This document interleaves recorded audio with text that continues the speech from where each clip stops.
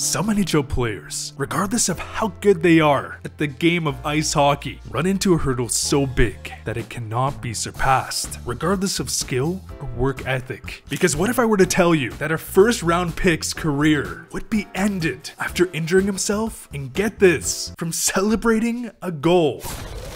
Because back in 2010, the Pittsburgh Penguins would take a chance on Beau Bennett, and it was no surprise that he would develop extremely well in the NCAA. However, in his sophomore season, he would sustain a season-ending wrist injury. But it's okay, he's young. This is just a setback. The next season, Beau Bennett would get his shot, as he would be called up from the minors and put up 14 points in 26 games. Not bad. Crosby defended the shot, he scores!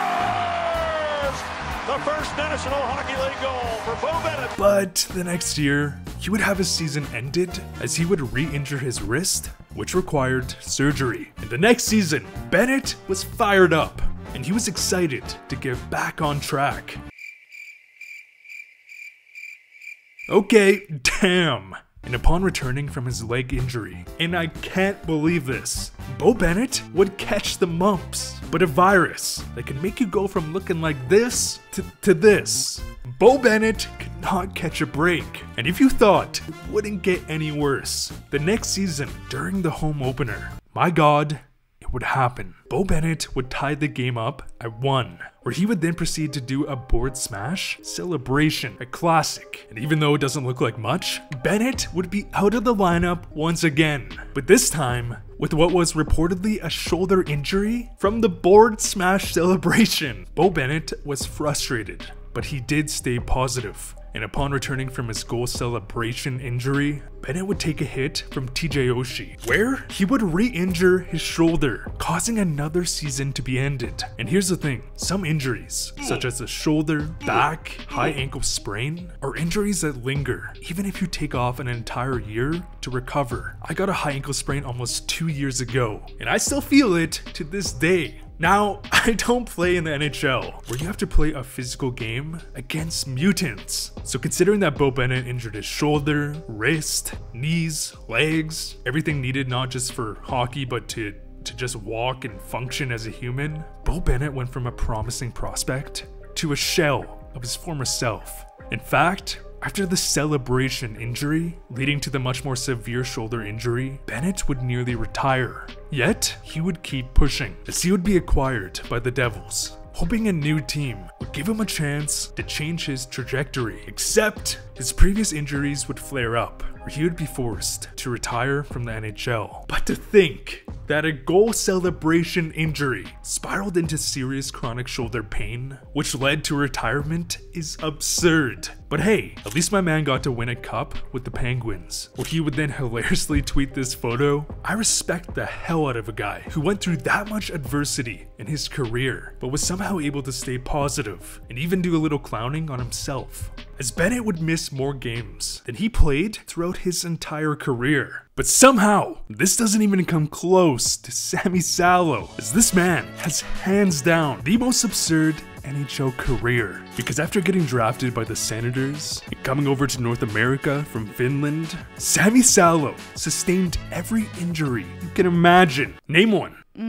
Snake bite? When Sami Salo was training during the offseason back home in Finland, he would be bit by a venomous snake, derailing his offseason and training regimen. But it doesn't stop there. Sami Salo too would also injure himself from a goal celebration. However, one injury sticks out more than any, because during the 2010 playoffs, in a matchup against the Chicago Blackhawks, Sami Salo would block a shot with his nuts, where he would be forced to leave in an ambulance. YouTube moderator, he was okay. Everyone in this video ended up being okay. Please don't blacklist this video, thank you. But if you aren't familiar with a testicle injury, if not properly treated, it can end your career. Not only will you not be able to have kids, but a nut injury can cause your testosterone functions to deplete. And if you're a professional athlete and you lose your testosterone, your career might be done. Finito. However, the Duncan Keith slapshot would only slightly skim Sammy Salo's not bag. Man, if I could tell my younger self that I would be doing YouTube full time, reading a script that says Sammy Salo's nut bag, I think he would be proud. Would only slightly skim Sammy Salo's nut bag. And this man would somehow end up back in the lineup the next game, where it would happen. Balls of steel, balls of steel, balls of steel. Sammy Salo was a warrior who sustained so many injuries that he has forced the industry of sports science to reevaluate their techniques. Because even though Salo has what is the longest list of injuries, he would still manage a near 900 game career. Crazy.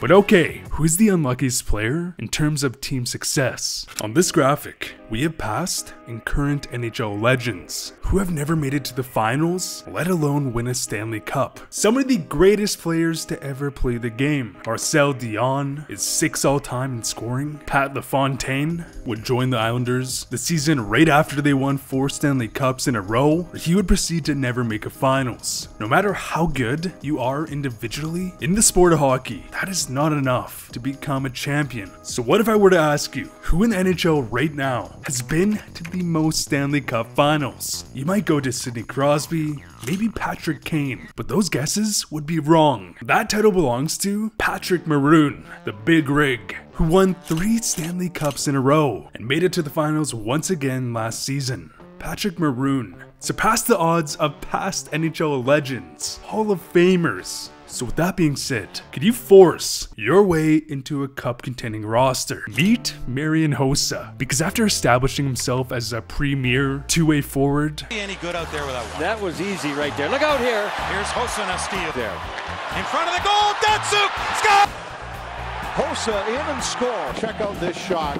But to score from here is just simply amazing. Marian Hossa wanted to win a cup, where he would then proceed to join the Penguins, who of course had a budding Crosby, Malkin, Letang, Marc-Andre Fleury, but they would lose in the finals against Detroit. The next season, he would reject a Penguins extension, where he would join the Red Wings, the very team that beat him the year prior, where it would happen. He would lose to the Penguins in the finals, the team he rejected. The next season, Hossa was still hungry for that cup ring, so he would join Chicago, where he would find himself in the finals once again, also being the first player in NHL history to play in the finals 3 years in a row on 3 different teams. This time though, he would win and proceed to win 2 more with the Hawks. So, good story. Except, Marian Hossa facing off against his last team and losing doesn't even come close, doesn't even sniff Corey Perry. Because after a decade of disappointment with the Ducks, Perry would decide to part ways and join the Dallas Stars. And my God,